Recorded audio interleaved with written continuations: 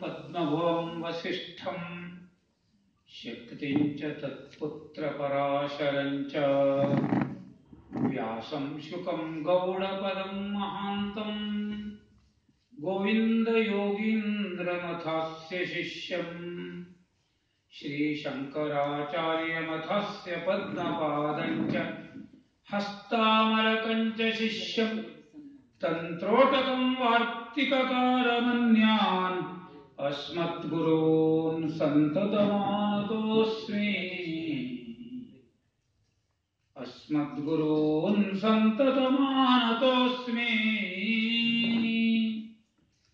ಸಿದ್ಧಗಂಗಾ ಮಠಾಧೀಶಂ ದಾಸೋಹತ್ರಯ ಭಾಸ್ಕರಂ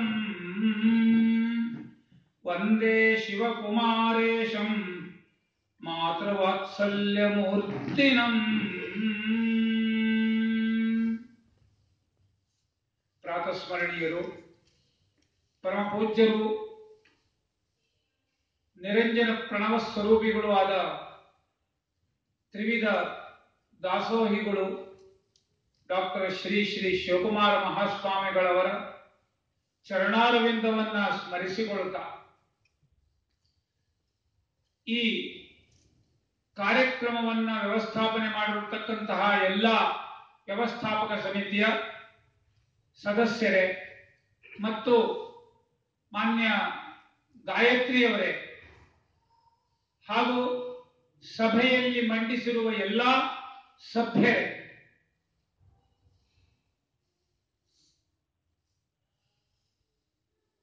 ಈ ಕಾರ್ಯಕ್ರಮಕ್ಕೆ ನಾನು ಬರಲಿಕ್ಕೆ ಪ್ರಧಾನವಾಗಿ ನನ್ನ ಭಾವಜೀವಿ, ಅವರ ಹೆಸರೇ ಹಾಗೆ, ಭಾವಜೀವಿ, ಜೀವಿ ಭಾವ, ನನ್ನ ಪರಿಚಯವನ್ನು ಇವತ್ತು ಮಾಡಿಕೊಟ್ಟಿದ್ದಾರೆ.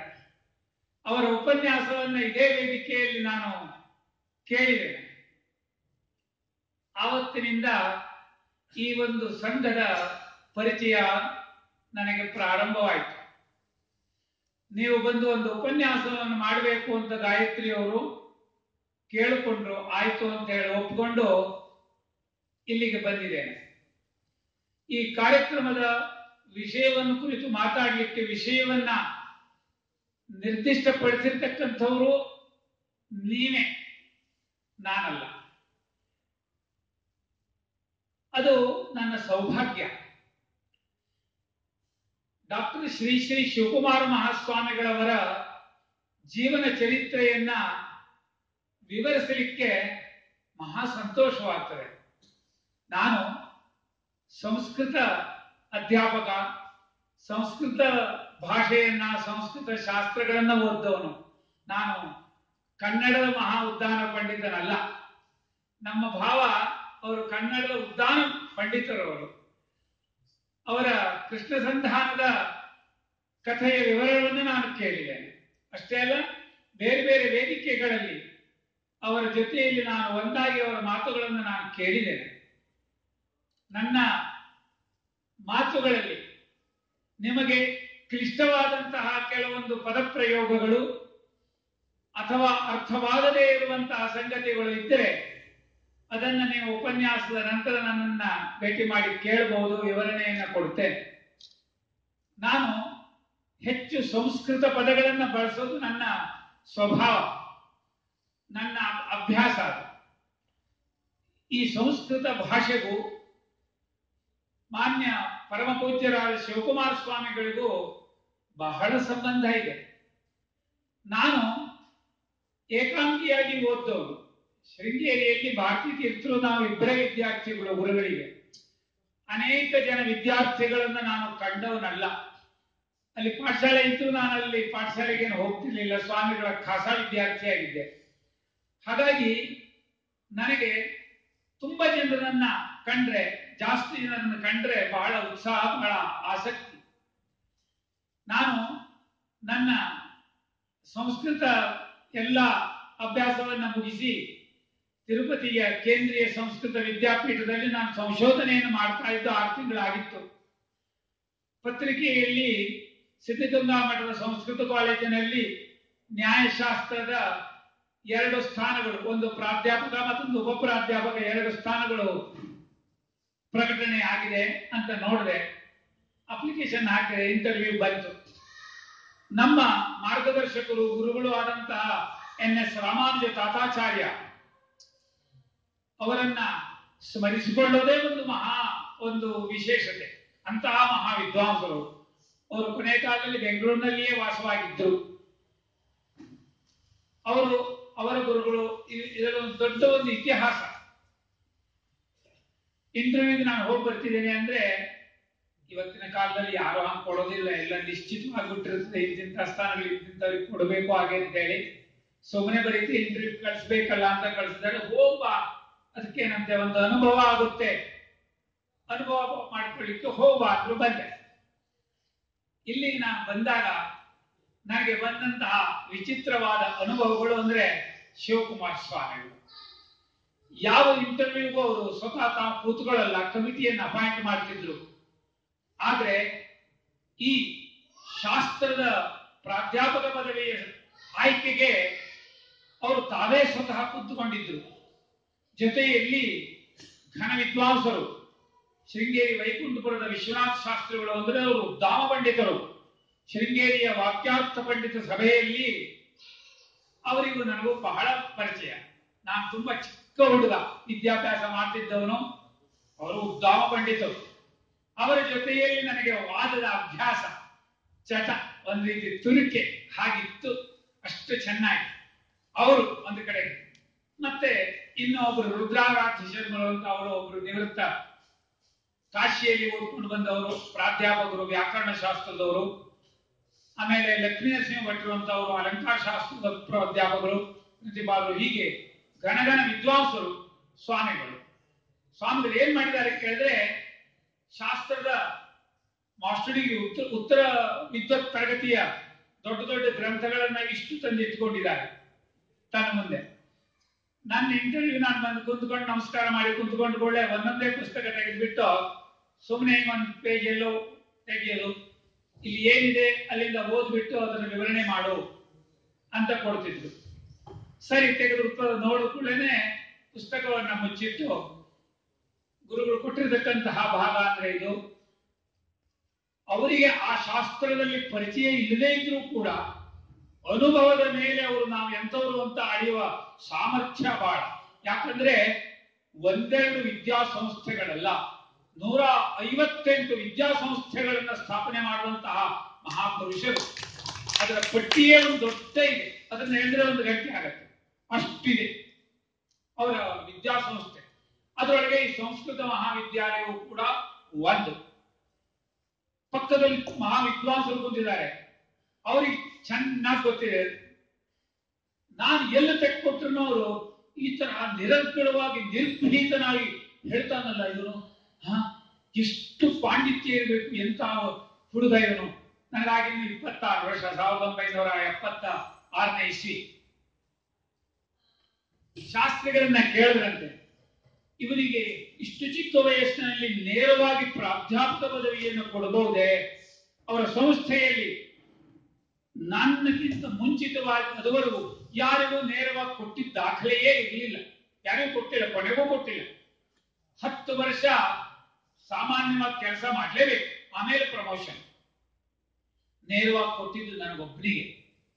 ಶಾಸ್ತ್ರಿಗಳು ಹೇಳಿದ್ರಂತೆ ಏನಂತಂದ್ರೆ, ಅವನಿಗೆ ಪಂಡಿತರ ಕಂಡು ಆಗುವ ಉತ್ಸಾಹ ಜಾಸ್ತಿ. ಶೃಂಗೇರಿ ಜಗದ್ಗುರುಗಳ ಆಸ್ಥಾನದಲ್ಲಿ ಪಂಡಿತ ವಾಕ್ಯಾರ್ಥ ಸಭೆ, ಇಡೀ ಜಗತ್ತಿನ ಎಲ್ಲಾ ವಿದ್ವಾಂಸರು ಸೇರುವಂತಹ ಸಭೆಯಲ್ಲಿ ಅಷ್ಟು ಚಿಕ್ಕ ಹುಡುಗನು ಅವನು ಶಾಸ್ತ್ರದಲ್ಲಿ ಮಾತಾಡ್ತಾ ಇದ್ದ. ಕೇಳಿದಂತಹ ಪ್ರಶ್ನೆಗಳಿಗೆ ಅವನಿಗೆ ಉತ್ತರ ಹೇಳೋದು ಅಂತಂದ್ರೆ ಅಷ್ಟು ಅಭ್ಯಾಸ. ಹಾಗೆ ಅಂತ ನನ್ನ ಬಗ್ಗೆ ಅವರು ಒಂದು ರೆಕಮೆಂಡ್ ಮಾಡಿದ್ರು, ಖಂಡಿತ ಕೊಡಬಹುದು ಅಂತ. ಆಮೇಲೆ ಇಂಟರ್ವ್ಯೂ ಎಲ್ಲ ಮುಗಿದ ಮೇಲೆ ನನಗೆ ತುಂಬಾ ಹಸಿವೆಯಾಗಿತ್ತು. ನಾನು ಯಾವ ಭೇದ ಭಾವವನ್ನು ಮೊದಲಿಂದಲೂ ಎಣಿಸ್ತವನಲ್ಲ. ಅಲ್ಲೇ ಇರ್ತಕ್ಕಂಥ ಎಲ್ಲ ಪರಿಚಾರಕರು ಎಲ್ಲರೂ ಕೂಡ ಏನು ಜನಸಂದಣಿ. ಹೊಸ ಒಬ್ಬರು ಬಂದಿದ್ದಾರೆ, ಅವರು ಮಾತಾಡ್ತಾರೆ ಸಂಸ್ಕೃತದಲ್ಲಿ, ಶಾಸ್ತ್ರದಲ್ಲಿ ಅದ್ಭುತ ಅಂದ್ರೆ ಅದ್ಭುತ ಅಂತ ಎಲ್ಲ ಅಧ್ಯಾಪಕರು, ಮಠಾಧಿಪತಿಗಳು ಎಲ್ಲ ಕಿಕ್ಕಿರಿದು ಪ್ರತಿಯೊಂದು ಕಿಟಕಿಗಳಿಂದ ನಿಂತ್ಕೊಂಡು ನೋಡಿದ್ದಾರೆ. ಊಟಕ್ಕೆ ಇದೆಯಾ ಅಂತ ಕೇಳ, ಅಯ್ಯೋ ಖಂಡಿತ ಇದೆ ಬನ್ನಿ ಅಂತ ಕರ್ಕೊಂಡೋಗಿ ಅಡಿಕೆ ಪಟ್ಟೆ ಒಳಗೆ ನನಗೆ ಅನ್ನ ಸಾರು ಅವೆಲ್ಲ ಹಾಕಿ ಊಟ ಮಾಡ್ತಾರೆ. ಸ್ವಾಮಿಗಳು ಆಫೀಸಿಗೆ ಹೋದವರು, ಅವ್ರು ಬಂದಿದ್ರಲ್ಲ ಆ ತರ್ಕದಲ್ಲಿ ಜೋರಾಗಿ ಮಾತಾಡಿದವರು, ಅವ್ರು ಹೋಗ್ಬಿಟ್ರೆ ಇದ್ದಾರ ಕರ್ಕೊಂಡು ಬನ್ನಿ ಅಂದ್ರೆ, ಇಲ್ಲ ಬುದ್ಧಿ ಊಟ ಮಾಡ್ತಾವ್ರೆ. ಸ್ವಾಮಿಗಳಿಗೆ ಮತ್ತೊಂದು ರೆಕಮೆಂಡೇಶನ್. ಈತ ಎಂತಹ ಸರಳವಾದ ಸ್ವಭಾವ ಅನ್ನೋದಕ್ಕೆ ಅವರಿಗೆ ಒಂದು ಇಂಟರ್ವ್ಯೂ ಮುಗಿಸ್ಕೊಂಡು ಬಂದ ಮೇಲೆ ಪ್ರಾಧ್ಯಾಪಕ ಪದವಿಯನ್ನು ನೇರವಾಗಿ ಕೊಡ್ಲಿಕ್ಕೆ ಅನೇಕ ಸಮಸ್ಯೆಗಳಿದೆ, ಅಸಿಸ್ಟೆಂಟ್ ಪ್ರೊಫೆಸರ್ ಪೋಸ್ಟ್ ಅದನ್ನ ಕೊಟ್ಟರೆ ಬರ್ತೀರಾ? ನಾನು ಕೆಲಸಕ್ಕೆ ಸೇರ್ಲಿಕ್ಕೋಸ್ಕರ ಬರಲಿಲ್ಲ.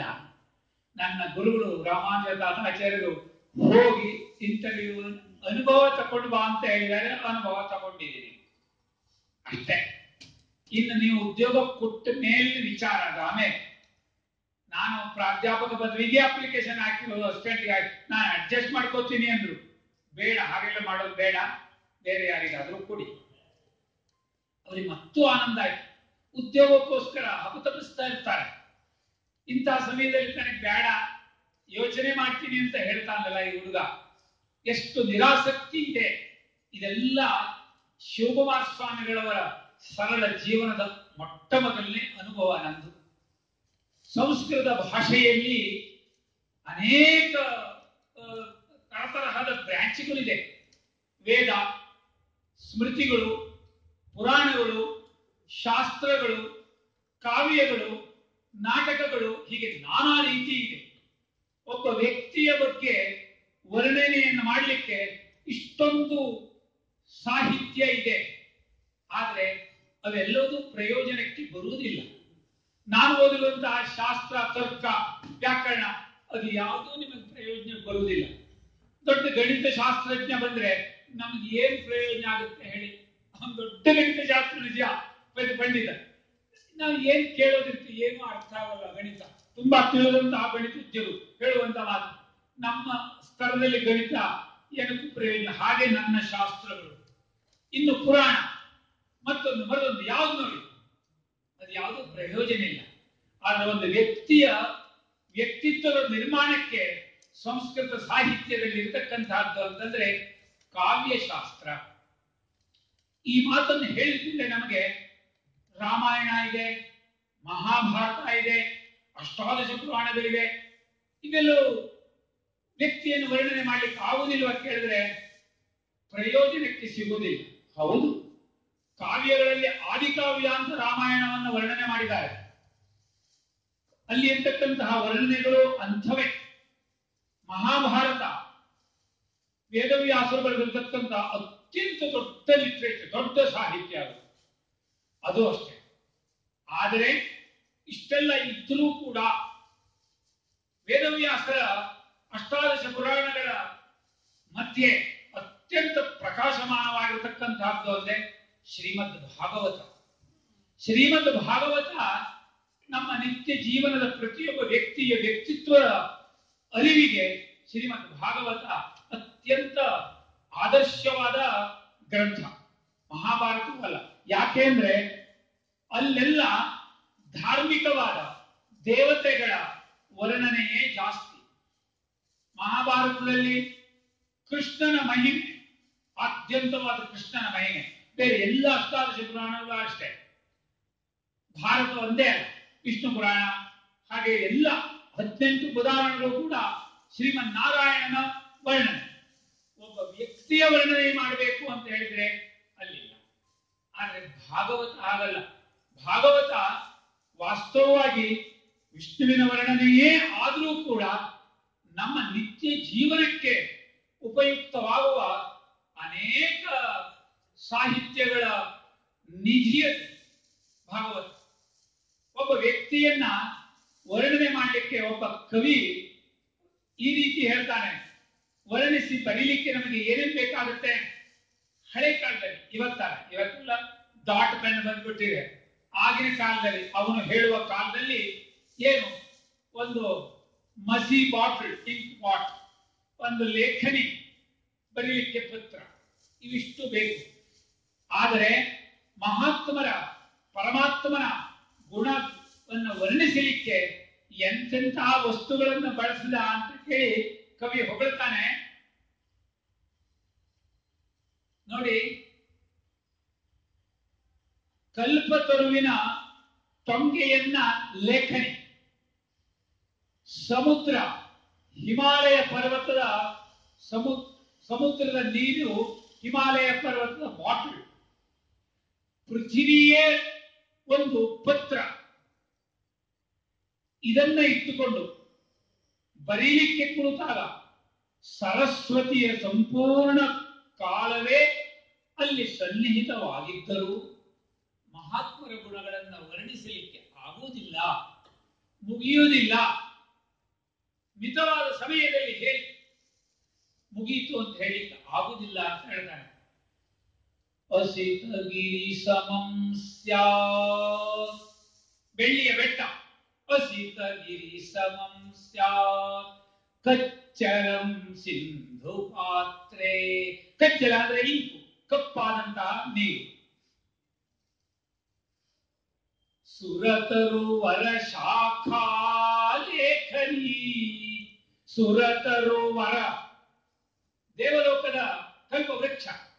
ಸುರತರುವರ ಶಾಖಾ ಅದರ ಶಾಖೆ, ಅದನ್ನ ಲೇಖನಿ ಮಾಡಿಕೊಂಡ್ರೆ ಲೇಖನಿ.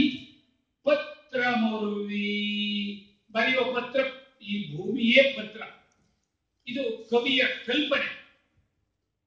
ತದಪಿ ತವ ಗುಣಾನಾಂ ಈಶ ಪಾರಂ ನ ಯಾತಿ. ಅದರ ಕೊನೆಯನ್ನು ತಲುಪಲಿಕ್ಕೆ ಆಗುವುದಿಲ್ಲ ಪರಮಾತ್ಮ.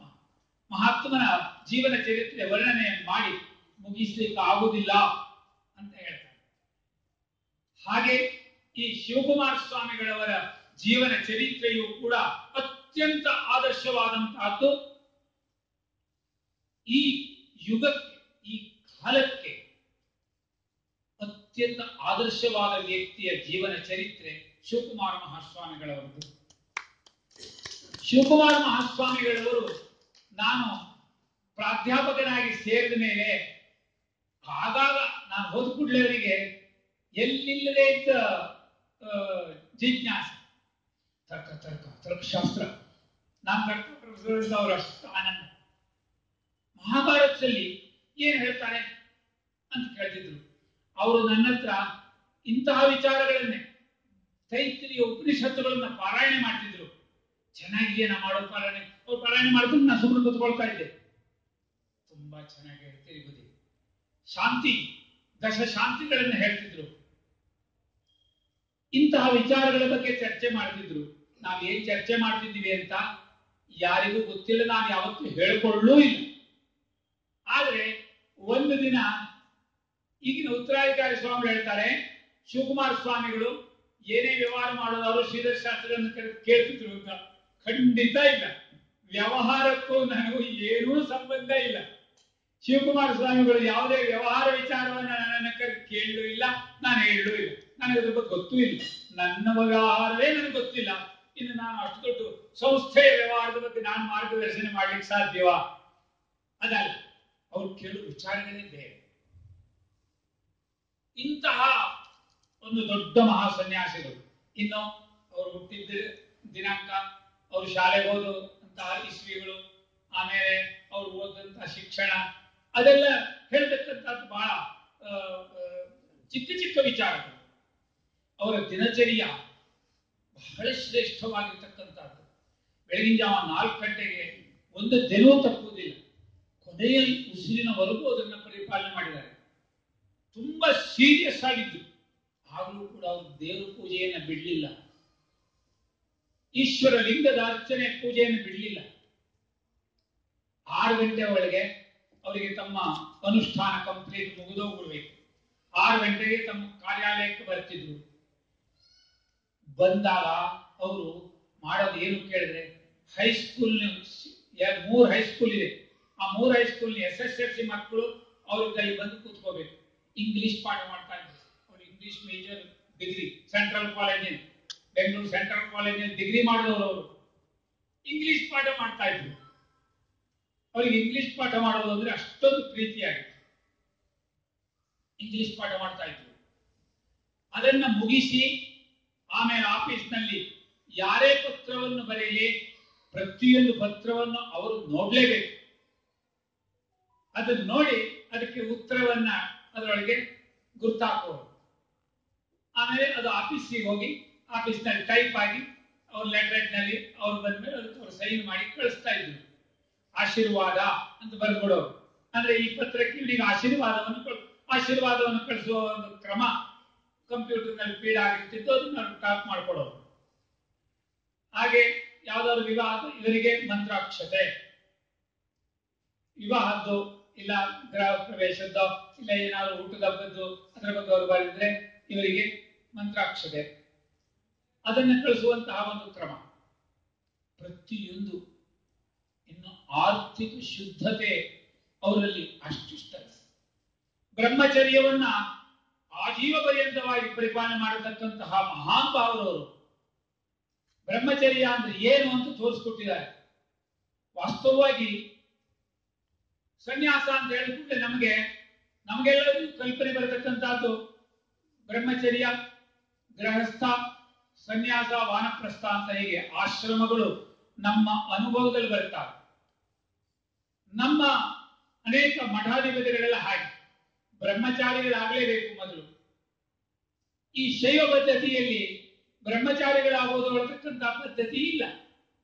ಅವ್ರಿಗೆ ಉಪನಯನ, ಬ್ರಹ್ಮಚರ್ಯ ಅವೆಲ್ಲ ಇಲ್ಲ. ಏನು ಶೈವಾಗಮದಲ್ಲಿ ಹೇಳ್ತಾರೆ ಅದರಂತೆ ಮಾಡ್ಕೊಂಡು ಬರ್ತಾರೆ. ಆ ಕ್ರಮದಲ್ಲಿ ಅವರು ಬಂದವರು ನೇರವಾಗಿ ಅವರು ಸನ್ಯಾಸಕ್ಕೆ ಪ್ರವೇಶವನ್ನು ಮಾಡುವಂತಹ ಮಹಾನುಭಾವರು. ಹಾಗಾಗಿ ಬ್ರಹ್ಮಚಾರಿಯ ವಿಚಾರಗಳು ಬರುವುದಿಲ್ಲ. ಯಾಕೆ ಹೇಳ್ತೀನಿ ಈ ಮಾತನ್ನ ಅಂತಂದ್ರೆ, ವಿದ್ಯಾರಣ್ಯರು ಶಂಕರಾಚಾರ್ಯ ಜೀವನ ಚರಿತ್ರೆಯನ್ನು ಬರೆದಿದ್ದಾರೆ. ಶಂಕರಾಚಾರ್ಯ ಜೀವನ ಚರಿತ್ರೆಯನ್ನು ಬರೆಯುವಾಗ ಶಂಕರರ ಬ್ರಹ್ಮಚಾರಿಯ ಜೀವನ ಚರಿತ್ರೆಯನ್ನ ವರ್ಣಿಸ್ತಾರೆ ವಿದ್ಯಾರಣ್ಯರು. ಮಾಧವೀಯ ಶಂಕರ ದಿಗ್ವಿಜಯ ಅಂತನ್ನುವ ಸಂಸ್ಕೃತ ಗ್ರಂಥ, ಅದು ಅದ್ಭುತವಾದ ಸಂಸ್ಕೃತ. ಅದರಲ್ಲಿ ಅವರು ಬ್ರಹ್ಮಚಾರಿಯ ವರ್ಣನೆಯನ್ನು ಮಾಡ್ತಾರೆ. ಆ ಬ್ರಹ್ಮಚಾರಿಯ ವರ್ಣನೆ ಏನಿದೆ ಅದನ್ನು ಶಿವಕುಮಾರ ಸ್ವಾಮಿಗಳವರಲ್ಲಿ ಕಂಡೆ ನಾನು. ಬ್ರಹ್ಮಚಾರ್ಯ ಅಂತಂದ್ರಲ್ಲಿ ಇಲ್ಲ, ಬ್ರಹ್ಮಚರ್ಯ ಇದೆ, ಬ್ರಹ್ಮಚರ್ಯ ಅದು ವ್ರತ. ಅದು ಆ ನಿಯಮವನ್ನ ಸನ್ಯಾಸದಲ್ಲಿಯೂ ಪಾಲಿಸಬಹುದು, ಗೃಹಸ್ಥನಾಗಿಯೂ ಪಾಲಿಸಬಹುದು. ಕೃಷ್ಣ ಮಹಾಬ್ರಹ್ಮಚಾರಿ ಅಂತ ಹೇಳ್ತಾರೆ. ಎಲ್ಲರಿಗೂ ತುಂಬಾ ಆಶ್ಚರ್ಯವನ್ನು ಮಾಡಬಹುದು. ಕೃಷ್ಣ ಮಹಾಬ್ರಹ್ಮಚಾರಿ. ಬ್ರಹ್ಮಚರ್ಯ ಎಂಬುದು ಒಂದು ವ್ರತ. ಆ ವ್ರತದಿಂದ ಪ್ರತಿಯೊಂದು ವ್ರತಗಳು ಕೂಡ ನಮ್ಮ ಆತ್ಮ ಸಂಸ್ಕಾರವನ್ನು ತಂದುಕೊಡುತ್ತೆ. ಆತ್ಮೋದ್ಧಾರಕ್ಕೆ ಬೇಕಾಗಿರ್ತಕ್ಕಂಥದ್ದು. ಕೇವಲ ಕಾಮನೆ ಮಾತ್ರ ವ್ರತದ ಫಲ ಅಲ್ಲ. ಯಾಕೆ ಈ ಮಾತು ಹೇಳ್ತೀನಿ? ಸತ್ಯನಾರಾಯಣ ವ್ರತ ಮಾಡ್ತಾರೆ, ನಮ್ಮದು ಲಾಭ ಏನು ಮತ್ತದೇನು ಇದನ್ನೇ ನೋಡ್ತಾರೆ. ಅದಲ್ಲ, ವ್ರತ ನಿಯಮಗಳಿದೆ. ಹಾಗೆ ಬ್ರಹ್ಮಚರ್ಯಕ್ಕೆ ಒಂದು ವ್ರತ ನಿಯಮ ಇದೆ. ವಿದ್ಯಾರಣ್ಯರ ಮಾತ್ರ ನಾನು ನಿಮಗೆ ಕೇಳಿಸ್ತೀನಿ. ಯಾಕಂದ್ರೆ ವಿದ್ಯಾರಣ್ಯರ ಸಂಸ್ಕೃತ ವಾಣಿಯ ಮಾತನ್ನು ಕೇಳೋದೇ ತುಂಬಾ ಒಂದು ಆನಂದ. ಸಬ್ರಹ್ಮಚಾರಿ ಗುರುಗೇಹವಾಸಿ. ಅವನು ಬ್ರಹ್ಮಚಾರಿ. ಯಾರು ಗುರು ಸೇವೆಯನ್ನು ಮಾಡುತ್ತಾರೋ ಅವನು ಬ್ರಹ್ಮಚಾರಿ. ಶಿವಕುಮಾರ ಸ್ವಾಮಿಗಳು ತಮ್ಮ ಗುರುಗಳಾದಂತಹ ಉದ್ದಾನೇಶ್ವರ ಸ್ವಾಮಿಗಳ ಸೇವೆಯನ್ನ ಅನನ್ಯವಾದ ಭಕ್ತಿಯಿಂದ ಮಾಡ್ತಾರೆ. ಶಿವಕುಮಾರ ಸ್ವಾಮಿಗಳು ಮಠಕ್ಕೆ ಬರುವಾಗ ಉದ್ದಾನೇಶ್ವರು ಅವರ ಗುರುಗಳು ಮತ್ತೊಬ್ಬರನ್ನ ಸನ್ಯಾಸ ಮಾಡಿ ತಗೊಂಡಿದ್ರು. ಮರುಳ ಸಿದ್ದೇಶ್ವರ ಸ್ವಾಮಿಗಳು ಅಂತ ಅವರನ್ನ ಕರೀತಾರೆ. ಅದಕ್ಕಿಂತ ಹಿಂದೆ ಸಿದ್ಧಗಂಗಾ ಅಂತ ಹೆಸರು ಬರಬೇಕಾದ್ರೆ ಗೋಸಳ ಸಿದ್ದೇಶ್ವರರು ಅಂತ ಅವರು ಶೈವ ವಿರಕ್ತ ದೀಕ್ಷಿತರು. ಅವರು ಸಿದ್ಧಗಂಗಾ ಬೆಟ್ಟಕ್ಕೆ ಬಂದು ತಪಸ್ಸನ್ನು ಆಚರಿಸ್ತಾ ಇರುವಾಗ ಅವರನ್ನ ಪರೀಕ್ಷೆ ಮಾಡಲಿಕ್ಕೆ ಪರಮೇಶ್ವರ ಒಬ್ಬ ವೃದ್ಧನ ಸ್ವರೂಪದಲ್ಲಿ ಬಂದು, ತುಂಬಾ ದಾಹ ಆಗ್ತಾ ಇದೆ, ಏನಾದ್ರೂ ಕುಡಿಲಿಕ್ಕೆ ಕೊಡು ನಾನು ಸ್ವಲ್ಪ ಅಂತ ಕೇಳ್ತಾರೆ. ಆ ಬೆಟ್ಟದಲ್ಲಿ ಏನು ಇರುವುದಿಲ್ಲ, ಏನ್ ಮಾಡೋದು? ತುಂಬಾ ಯೋಚನೆ ಮಾಡ್ತಾರೆ. ತನ್ನ ಪಾದದ ಬೆಟ್ಟಿನಿಂದ ಬಂಡೆಯನ್ನ ಒತ್ತುತ್ತಾರೆ. ಬಂಡೆ ಒಡ್ಕೊಂಡು ನೀರು ಉದ್ಭವ ಆಗುತ್ತೆ. ಅದೇ ಸಿದ್ಧ ಗಂಗಾ. ಇದು ಗೋಸಲ ಸಿದ್ದೇಶ್ವರ 14ನೇ ಶತಮಾನದ ಕಥೆ. ಆ ಪರಂಪರೆಯಲ್ಲಿ ಬಂದವರು ಶಿವಕುಮಾರ ಸ್ವಾಮಿಗಳವರು. ಉದ್ದಾನೇಶ್ವರರು ಮರಳಸಿದ್ದೇಶ್ವರ ಸ್ವಾಮಿಗಳನ್ನ ಆಯ್ಕೆ ಮಾಡಿದ್ರು. ಶಿವಕುಮಾರ ಸ್ವಾಮಿಗಳವರು ಅಲ್ಲಿಗೆ ಬಂದು ಸೇರಿದಾಗ ಅವರಿದ್ರು. ಇನ್ನು ಇದರಿಂದ ಏನ್ ಅರ್ಥ ಆಗುತ್ತೆ? ತಾನು ಮಠಾಧಿಪತಿಯಾಗಬೇಕು ಅಂತ ಬಂದವರಲ್ಲ, ಆದರೆ ಗುರು ಸೇವೆಯನ್ನು ತಾನು ಮಾಡಬೇಕು ಅಂತ ಬಂದಂತವ್ರು ಶಿವಕುಮಾರ ಸ್ವಾಮಿಗಳು. ಗುರುಗೇಹವಾಸಿ ತತ್ಕಾರ್ಯಕಾರಿ, ಅವರು ಹೇಳಿದಂತಹ ಕೆಲಸಗಳನ್ನು ಮಾಡತಕ್ಕಂತಹದ್ದು. ಶಂಕರನಿಗೆ ವಿದ್ಯಾರಣ್ಯರು ಹೇಳಿದ ಮಾತು ಇದು. ನಾನು ಶಿವಕುಮಾರ ಸ್ವಾಮಿಗಳಿಗೆ ಅದನ್ನು ಅನ್ವಯಿಸಿಕೊಂಡು ಹೇಳ್ತಾ ಇದ್ದೇನೆ. ತತ್ಕಾರ್ಯಕಾರಿ ವಿಹಿತಾನ್ನ ಭೋಜಿ ಭವತಿ ಭಿಕ್ಷಾಂ ದೇಹಿ ಅಂತ ಬೇಡಿ ಬೇಡಿ ತಂದು ಮಠವನ್ನು ಕಟ್ಟಿದ್ದಾರೆ. ಕೊನೆಯವರೆಗೂ ಕೂಡ ಇವತ್ತು ಆ ಸಂಪ್ರದಾಯ ಸಿದ್ಧಗಂಗಾ ಮಠದಲ್ಲಿದೆ. ಇವತ್ತಿನ ಸಿದ್ಧಲಿಂಗ ಸ್ವಾಮಿಗಳವರು, ಆಮೇಲೆ ಶಿವಸಿದ್ದೇಶ್ವರ ಸ್ವಾಮಿಗಳು ಹೊಸದಾಗಿ ಆಯ್ಕೆ ಆಗಿದ್ದಾರೆ. ಅವರಿಬ್ಬರಿಗೂ ನಾನು ಪಾಠ ಮಾಡಿದ್ದೀನಿ, ಮಾಡ್ತಾನೂ ಇದ್ದೀನಿ.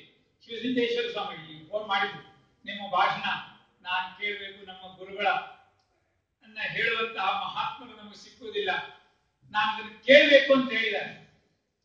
ಅದಕ್ಕೆ ವ್ಯವಸ್ಥೆಯನ್ನು ಮಾಡ್ತಾರೆ ಜೋಶಿಯವರು.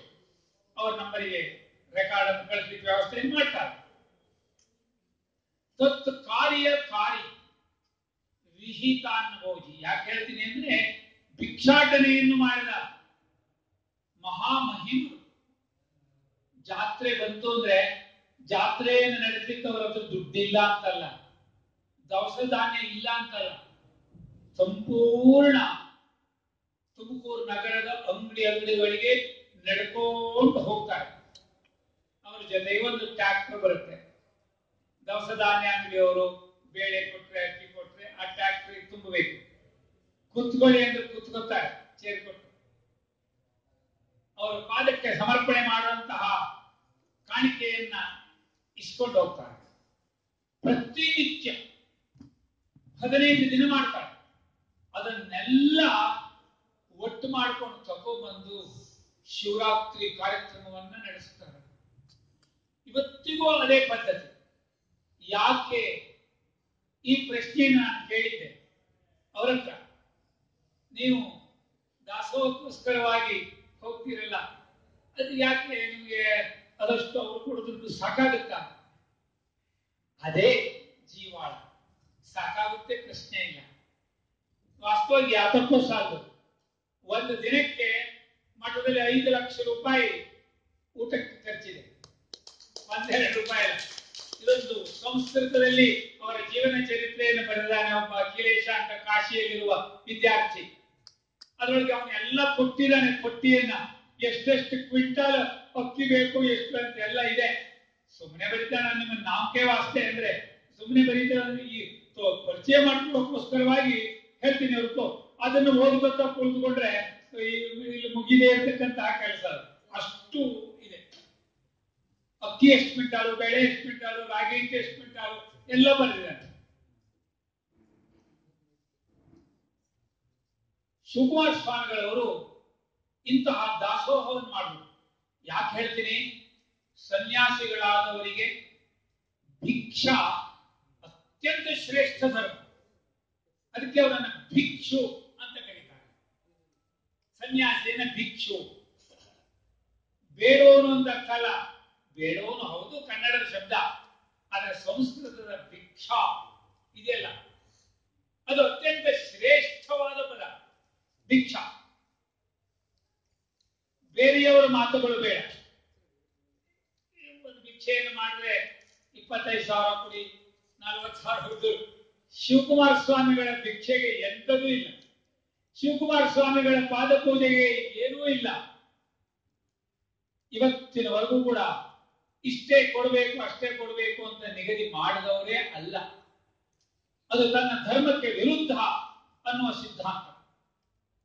ಅದು ಅವರ ಸನ್ಯಾಸ ಧರ್ಮಕ್ಕೆ, ಅವರ ಆತ್ಮೋನ್ನತಿಗೆ ಅದು ಸಾಧನೆ. ಅದು ಸಾಧನೆ ಭಿಕ್ಷಾ ಸನ್ಯಾಸಿಗಳಿಗೆ. ಅದನ್ನು ನಡೆಸಿಕೊಂಡು ಬಂದು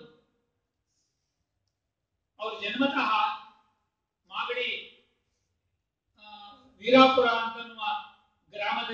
ಜನ್ಮವನ್ನ ಎತ್ತಿದವರು. 13 ಜನ ಮಕ್ಕಳು ಅವರಲ್ಲಿ, ಇವರು ಕೊನೆಯವರು. ಅವರ ತಂದೆ ತಾಯಿಗಳು ನಮಗೆ ಒಬ್ಬ ಜ್ಞಾನಿಯ ಅನುಗ್ರಹವನ್ನು ಮಾಡಿ ಅಂತ ಕೇಳಿದ್ದಕ್ಕೆ ಆ ಪುತ್ರನ ಜನ್ಮ. ಮಕ್ಕಳಿಲ್ಲದೆ ಆಮೇಲೆ ಹಾಗೆ ಅವರು ಚಿಕ್ಕ ವಯಸ್ಸಿನಲ್ಲಿ ಅಲ್ಲಿಯೇ ಕನ್ನಡ ಶಾಲೆಗೆ ಸೇರ್ಕೊಂಡ್ರು. ಆ ಶಿಕ್ಷಣದ ಪದ್ಧತಿ ಅವರದ್ದು ವಿಚಿತ್ರವಾದದ್ದು. ಅವಾಗೆಲ್ಲ ಈ ಪೆನ್ನು ಗಿನ್ನು ಎಂಥದ್ದು ಇಲ್ಲ. ಮರಳ ರಾಶಿಯನ್ನ ಸಮನ ಮಾಡಿಕೊಂಡು ಒಂದು ಕಡ್ಡಿಯನ್ನು ತಗೊಂಡು ಅದರಲ್ಲಿ ಕಿತ್ತದು,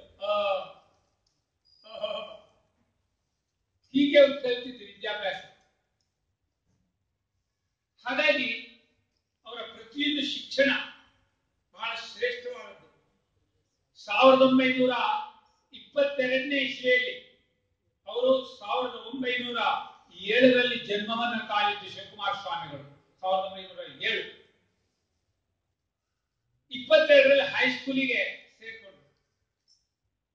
ಅಲ್ಲಿಂದ ಹೈಸ್ಕೂಲ್ ಶಿಕ್ಷಣವನ್ನು ಮುಗಿಸಿ ತುಮಕೂರಲ್ಲಿ 1927ನೇ ಇಸ್ವಿಯಲ್ಲಿ ಸಿದ್ಧಗಂಗಾ ಮಠಕ್ಕೆ ಉದ್ದಾನೇಶ್ವರ ಸ್ವಾಮಿಗಳ ಹತ್ತಿರಕ್ಕೆ ಬಂದರು. 27ನೇ ಇಸ್ವಿಯಿಂದ 30ನೇ ಇಸ್ವಿವರೆಗೆ ಅವರ ಮಠದ ಕೈಂಕರ್ಯಗಳು.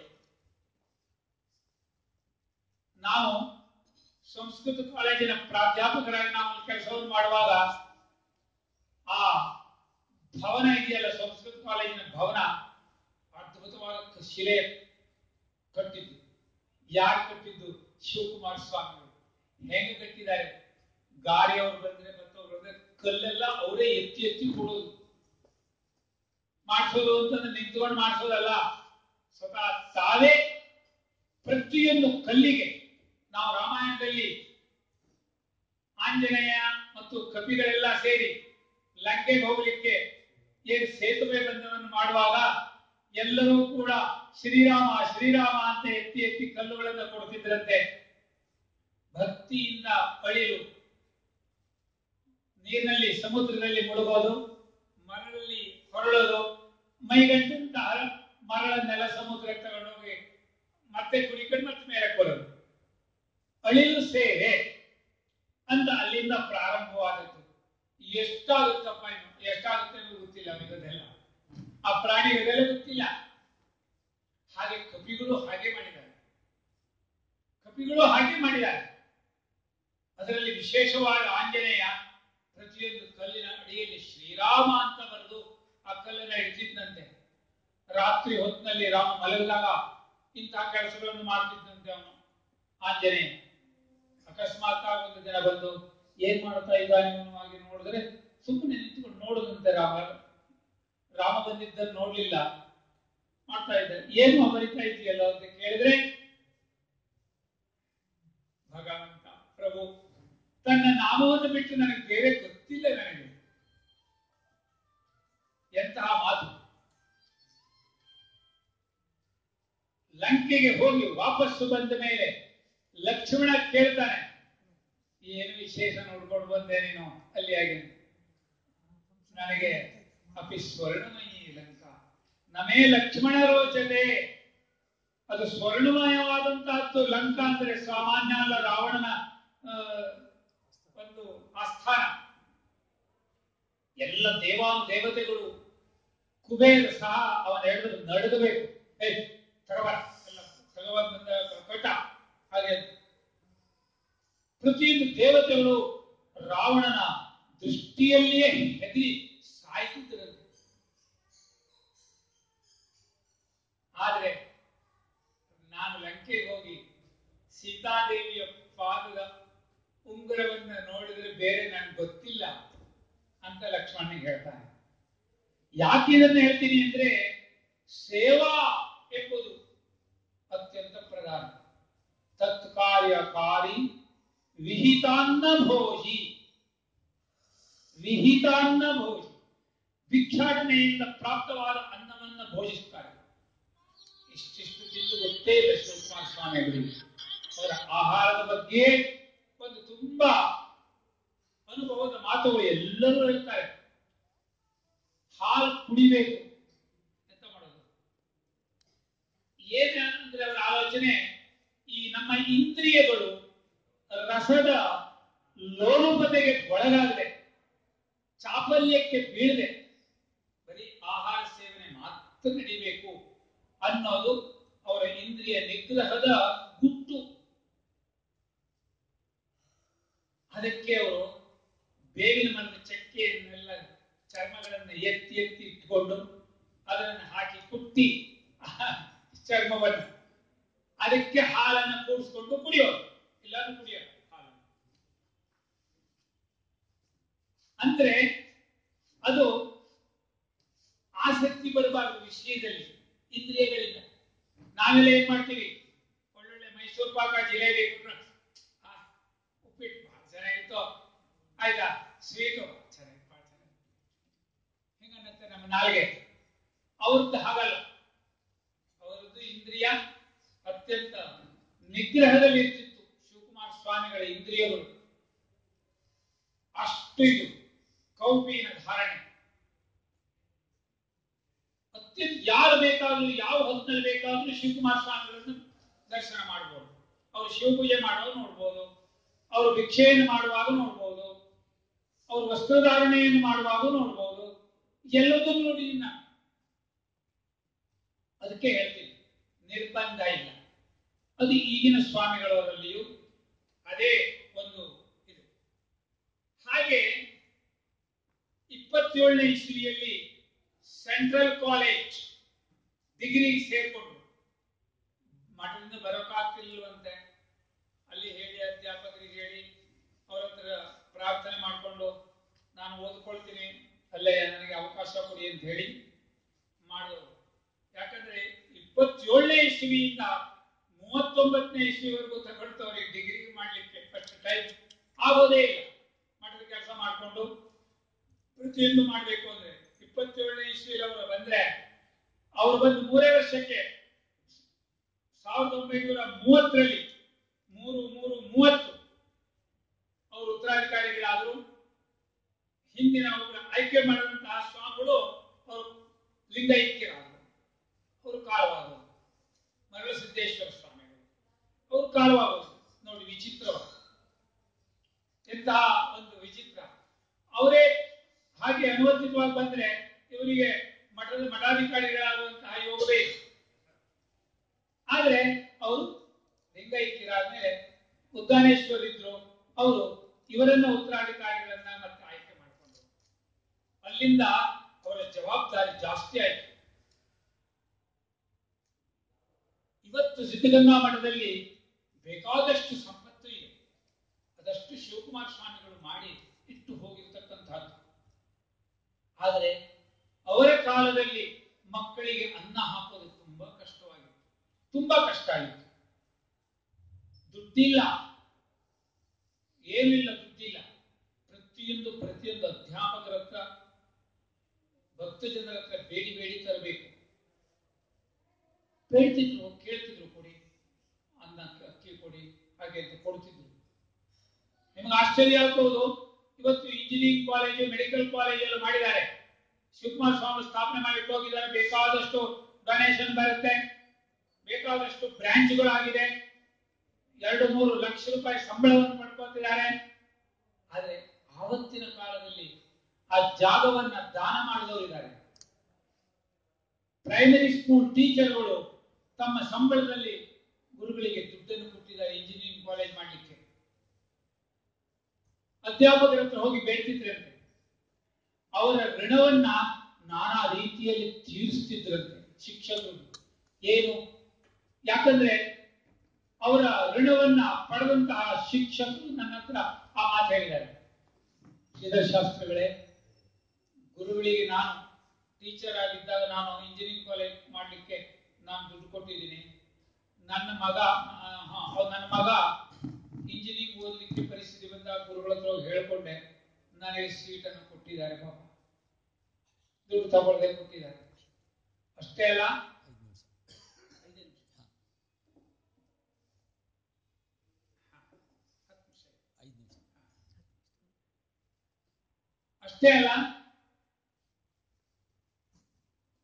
ನಾನಾ ರೀತಿಯಿಂದ ಅವರುಗಳ ಋಣವನ್ನ ತೀರಿಸ್ತಿದ್ರಂತೆ. ಒಬ್ಬ ಅಧ್ಯಾಪಕನಿಗೆ ಮತ್ತೊಂದು ಕಡೆ ಟ್ರಾನ್ಸ್ಫರ್ ಆಗಬೇಕು. ವೀರೇಂದ್ರ ಪಾಟೀಲ್ ಮುಖ್ಯಮಂತ್ರಿಗಳಾದರು. ಅವರ ಕಾಲದಲ್ಲಿ ಅವರನ್ನ ಟ್ರಾನ್ಸ್ಫರ್ ಮಾಡಬೇಕಾದ್ರೆ ಶಿವಕುಮಾರ ಸ್ವಾಮಿಗಳು ಒಂದು ಮಾತು ಹೇಳಿದ್ರೆ, ಇವರಿಗೆ ಆ ಶಾಲೆಗೆ ಟ್ರಾನ್ಸ್ಫರ್ ಮಾಡ್ಕೊಡಿ, ಪಾಪ ಕಷ್ಟದಲ್ಲಿದ್ದಾರೆ, ಇಮಿಡಿಯೇಟ್ಲಿ ಸ್ಯಾಂಕ್ಷನ್. ನೋಡಿ, ಅವ್ರು ಕೊಟ್ಟ ದುಡ್ಡನ್ನು ಎಷ್ಟು ಋಣವಾಗಿ ತಗೊಂಡು ಅವರಿಗೆ ಮತ್ತೊಂದು ರೀತಿಯಲ್ಲಿ ತನ್ನ ಹತ್ರ ಆಗುವಂತಹ ಉಪಕಾರಗಳನ್ನ ಮಾಡ್ತಾ ಇದ್ದಾರೆ. ಹೀಗೆ ಅನೇಕ ರೀತಿಯಲ್ಲಿ, ನಾನಾ ರೀತಿಯಲ್ಲಿ ಅವರು 1930 ಇಸ್ವಿಯಿಂದ ಉತ್ತರಾಧಿಕಾರಿಗಳಾದರು. ಡಿಗ್ರಿಯನ್ನು ಮಾಡಿಕೊಂಡು ಇಷ್ಟಲಿಂಗ ಪೂಜೆಯನ್ನ ಮಾಡುತ್ತಿದ್ರು. ಬಹಳ ಅವರ ದಿನಚರಿಯೇ ತುಂಬಾ ವಿಚಿತ್ರ. ಆದರೆ ಅವರಿಗೆ ವಯಸ್ಸಾದ ಮೇಲೆ ಇನ್ನು ಅವರಿಂದ ನಾನಾ ರೀತಿ ಸನ್ಮಾನಗಳನ್ನು ಪಡೆದವನು ನಾನು. ಇವತ್ತು ನಾನು ನೆಗಡಿ ಮೇಲೆ ಹಾಕೊಂಡಿರ್ತಕ್ಕಂಥದ್ದು ಅವರ 50 ವರ್ಷದ ಸಮಾರಂಭದ ಅಟಲ್ ಬಿಹಾರಿ ವಾಜಪೇಯಿಯನ್ನು ಕರೆಸಿದ್ರು. ಶ್ರೀಧರ್ ಶಾಸ್ತ್ರಿಗಳಿಗೆ ಸನ್ಮಾನ ಆಗಬೇಕು. ಮೀಟಿಂಗ್ ಅಲ್ಲಿ ಬೇರೆ ಎಲ್ಲ ಅಧ್ಯಾಪಕರನ್ನ ಯಾರ್ಯಾರನ್ನ ಗುರುತು ಮಾಡಿದ್ರೆ ಶ್ರೀಧರ್ ಲಿಂಗ ಶಾಸ್ತ್ರಿಗಳನ್ನು ಗುರುತು ಹಾಕೊಳ್ಳಿ ಅಂತ ಮೊಟ್ಟ ಮೊದಲು ನನ್ನ ಹೆಸರನ್ನು ಹೇಳುವವರು ಶಿವಕುಮಾರ ಮಹಾಸ್ವಾಮಿಗಳು. ಇಂತಹ ಉಪಕಾರವನ್ನು ಪಡೆದಂತಹ ವ್ಯಕ್ತಿ ನಾನು. ನನ್ನಿಂದ ಅವರ ಜೀವನ ಚರಿತ್ರೆ, ಅವರ ಮಹಿಮೆಯನ್ನ ಹೇಳಿದರು. ತದಪಿತವ ಗುಣಾನಾಮೀಶ ವಾರಣಯಾತಿ ಅಸಿತಗಿರಿ ಸಮಂ ಸ್ಯಾತ್ ಅಂತ ಇಟ್ಟುಕೊಂಡು ವರ್ಣನೆ ಮಾಡಿದ್ರು ಕೂಡ ಶಿವಕುಮಾರ ಸ್ವಾಮಿಗಳ ಜೀವನ ಚರಿತ್ರೆಯನ್ನ ವರ್ಣನೆ ಮಾಡಿ ಮುಗಿಸ್ಲಿಕ್ಕೆ ಆಗುವುದಿಲ್ಲ. ತುಂಬಾ ಪಟ್ಟಿ ಇದೆ. ನಿಗದಿತವಾದ ಸಮಯದಲ್ಲಿ ಉಪನ್ಯಾಸವನ್ನು ಮಾಡಿ ಮುಗಿಸ್ತಕ್ಕಂಥದ್ದು ಕೂಡ ತುಂಬಾ ಅತ್ಯಂತ ಅದು ಭೂಷಣ. ಹಾಗಾಗಿ 11:30 ನನ್ನ ಟೈಮ್ ಕೊಟ್ಟಿದ್ದಾರೆ. ಇನ್ನೊಂದು 5 ನಿಮಿಷದಲ್ಲಿ ಆ ಕಾರ್ಯಕ್ರಮವನ್ನು ನನ್ನದನ್ನು ಮುಗಿಸ್ಲಿಕ್ಕೆ ನಾನು ಪ್ರಯತ್ನ ಮಾಡ್ತೇನೆ. 1930ರಲ್ಲಿ ಉತ್ತರಾಧಿಕಾರ ಪಡೆದಂತಹ ಗುರುಗಳು 2017ರಲ್ಲಿ ಅವರಿಗೆ ಹೃದಯದ ಸಮಸ್ಯೆ ಪ್ರಾರಂಭ ಆಯಿತು. ಆಗ ರೈಲಾ ಅನ್ನೋ ಒಂದು ದೊಡ್ಡ ಆಸ್ಪತ್ರೆ ಮೆಡ್ರಾಸಿಗೆ ತಗೊಂಡೋದ್ರು. ಅವ್ರನ್ನ ಇಲ್ಲಿ BGS ನಲ್ಲೂ ಮಾಡಿದ್ರು. ಅವರಿಗೆ 8-10 ಬಾರಿ ಸ್ಟಂಟ್ ಹಾಕಿದ್ರು, ಶರೀರಕ್ಕೆ ಎಲ್ಲ ಮಾಡಿದ್ರು. ಇನ್ನು ಹಾಕ್ಲಿಕ್ಕೆ ಆಗುದಿಲ್ಲ ಅನ್ನುವಂತ ಸ್ಥಿತಿ ಬಂದಾಗ ಮಡ್ರಾಸಿಗೆ ತಗೊಂಡೋದ್ರು. ಇಲ್ಲಿಯ ವೈದ್ಯರು ಹೇಳಿದ್ರು, ಆಗೋದಿಲ್ಲ, ಒಯ್ಯಬೇಡಿ, ಆಗೋದಿಲ್ಲ, ಎಷ್ಟು ಸಾಧ್ಯ ಅಷ್ಟನ್ನು ನಾವು ಮಾಡಿದ್ದೇವೆ ಅವರ ಸೇವೆಯಲ್ಲಿ. ಅಲ್ಲಿಯೇ ಒಂದು ಚಿಕಿತ್ಸಾಲಯವನ್ನು ರೆಡಿ ಮಾಡಿದ್ರು ಸಿದ್ಧಗಂಗೆಯಲ್ಲಿ. ಕೊನೆ ಕಾಲದಲ್ಲಿ ಮಾಡಿದ್ರು. ಅದು ಗುಣ ಆಯಿತು. ಹೃದಯ ರೋಗದ ಸಮಸ್ಯೆ ಪರಿಹಾರ ಆಯಿತು. ಆದರೆ ಶ್ವಾಸಕೋಶದ ಸಮಸ್ಯೆ ಶುರುವಾಯಿತು. BP ಹೆಚ್ಚು ಕಡಿಮೆ ಆಗಿ ಅವರ ಶರೀರದಲ್ಲಿ ಶ್ವಾಸಕೋಶದ ಸಮಸ್ಯೆ ಪ್ರಾರಂಭ ಆಯಿತು. ಅವರು 111 ವರ್ಷ ಬದುಕಿದ್ದಾರೆ. 75-74 ವರ್ಷ ನನಗೆ. ಇಷ್ಟು ವಯಸ್ಸಿನಲ್ಲೇ ನಾನು ಇಷ್ಟು ಕಷ್ಟಪಡ್ತೀನಿ. ಈ ವಯಸ್ಸಿನಲ್ಲಿ ಅವರು ಯುವಕ ಇದ್ದಾಗಿದ್ರು. 74-75 ನಾನು ನೋಡಿದ್ದೀನಿ. ನಾನು ನನ್ನ ಉದ್ಯೋಗವನ್ನ ಅವರಿಗೆ ರಿಪೋರ್ಟ್ ಮಾಡಿದ್ದು ಪ್ರೊಫೆಸರ್ ಆಗಿ. ನಾ ರಿಟೈರ್ಡ್ ಆಗ್ತಿದ್ದು, ನನ್ನ ನಿವೃತ್ತಿ ಮಾಡಿಕೊಂಡೆ. ಆ ಲೆಟರ್ ಅವರೇ ಸೈನ್ ಹಾಕಿದ್ದಾರೆ. ತಗೊಂಡು ರಿಟೈರ್ಡ್ ಆಗೋದ್ಯಾ ತಮ್ಮ ಸನ್ನಿಧಿಯಲ್ಲಿಯೇ ನಾನು ರಿಟೈರ್ಡ್ ಆದದ್ದು ನನ್ನ ಸೌಭಾಗ್ಯ. ತಮ್ಮ ಕೈಯಿಂದಲೇ ನಾನು ರಿಟೈರ್ಡ್ ಲೆಟರ್ ತಗೊಂಡೆ. ಇದು ನನ್ನ ಸೌಭಾಗ್ಯ. ಹಾಗೆ ಅಂತ ಹೇಳಿ ಸ್ವಾಮಿಗಳವರಿಗೆ ನನ್ನ ಅರಿಕೆಯನ್ನು ಸಲ್ಲಿಸಿದ್ದೀನಿ. ಹಾಗಾಗಿ 111 ವರ್ಷ ಸ್ವಾಮೀಜಿಯವರು ಬದುಕಿರ್ತಕ್ಕಂಥದ್ದು. 2019 ಜನವರಿ 21ನೇ ತಾರೀಕು ಅವತ್ತು ಪೂರ್ಣಿಮಾ ದಿನ, ಅಂದ್ರೆ ಬಹಳ ವಿಶೇಷವಾದಂತಹ ದಿನ. ಬೆಳಿಗ್ಗೆ 11:44 ಅಷ್ಟಕ್ಕೆ ಶಿವಕುಮಾರ ಸ್ವಾಮಿಗಳು ದಿವಂಗತರಾದರು ಹೊರಗೆ ಅಂತ ಘೋಷಣೆ ಆಯಿತು. ಬಹಳ ಬಹಳ ಬಹಳ ಅಂದ್ರೆ ಬಹಳ ನಾವೆಲ್ಲ ಅಲ್ಲೇ ಇದ್ದೀವಿ. ಆಗ ಇಂತಹ ಮಹಾ ಮಹಿಮರು ನಮಗೆ ಸಿಕ್ಕಿರ್ತಕ್ಕಂಥದ್ದು. ಸನ್ಯಾಸಿಗಳಿಗೆ ಅತ್ಯಂತ ಆದರ್ಶ ವ್ಯಕ್ತಿ. ಸನ್ಯಾಸಿಗಳು ಅಂದ್ರೆ ಹೇಗಿರ್ಬೇಕು? ಯಾಕೆ ಹೇಳ್ತೀನಿ ಅಂದ್ರೆ, ನಿಮಗೆ ಎಲ್ಲಾ ತರಹದ ಸನ್ಯಾಸಿಗಳ ಪರಿಚಯ ಇಲ್ಲ. ನನಗೆ ಆಗಲ್ಲ. ಸ್ಮಾರ್ತ ಸಂಪ್ರದಾಯ ಸನ್ಯಾಸಿಗಳು ಗೊತ್ತು, ಮಧ್ವ ಸಂಪ್ರದಾಯ ಸನ್ಯಾಸಿಗಳು ಗೊತ್ತು, ರಾಮಾನುಜಾಚಾರ್ಯ ಸಂಪ್ರದಾಯ ಸನ್ಯಾಸಿಗಳು ಗೊತ್ತು, ಒಕ್ಕಲಿಗ ಸನ್ಯಾಸಿಗಳ ಕಥೆ ಗೊತ್ತು, ಆಯ್ತಾ, ಲಿಂಗಾಯತ ಸ್ವಾಮಿಗಳ ಸನ್ಯಾಸಿಗಳಿಗೂ ಗೊತ್ತು.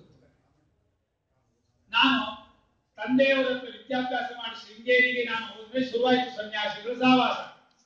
ಸಾಕು ಇನ್ನು ಸನ್ಯಾಸಿಗಳ ಸಹವಾಸ ಅಂತ ಹೇಳಿ ನಾನು ಕೈ ಮುಗಿದ್ರು ಕೂಡ ನನಗೆ ಮತ್ತೆ ಸನ್ಯಾಸಿಗಳಿಗೆ ಹತ್ರನೇ ಬಂದು ಬಿದ್ದೇನೆ. ಇದು ನನ್ನ ವಿಚಿತ್ರವಾದಂತಹ ಅನುಭವ ನೋಡಿ.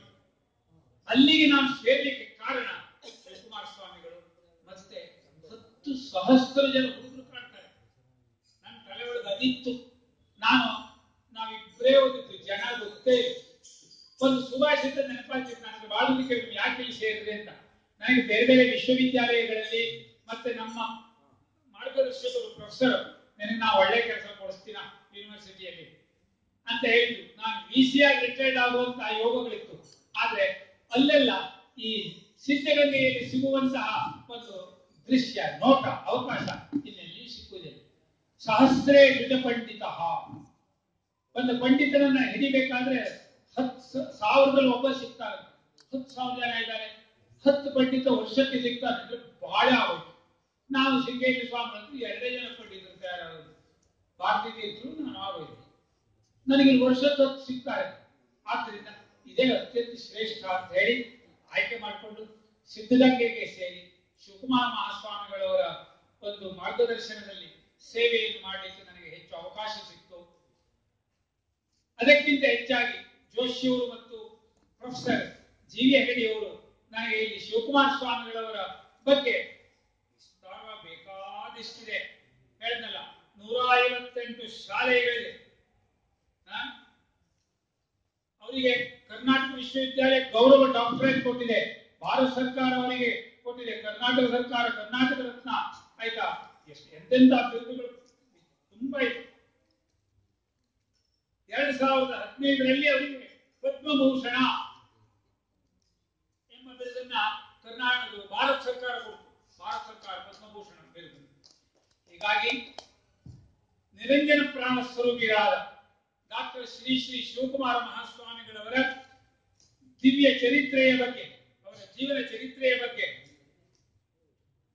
ಸ್ವಲ್ಪ ಮಟ್ಟಿಗೆ ತಮಗೆ ನಾನು ಹೇಳಿದ್ದೀನಿ. ಎಲ್ಲೊಂದು ಹೇಳಲಿಕ್ಕಾಗಿಲ್ಲ. ಸರಿಯಾಯ್ತೋ ಇಲ್ವೋ ಗೊತ್ತಿಲ್ಲ. ಚೆನ್ನಾಗಿಲ್ಲೇ ಇರೋದನ್ನ ಬಿಟ್ಟು ಬಿಡಿ, ಒಳ್ಳೆಯದನ್ನ ತಗೊಳ್ಳಿ. ಹಾನ ಉಪಾದಾನ ಎರಡು ಸಂಕ ಇದೆ.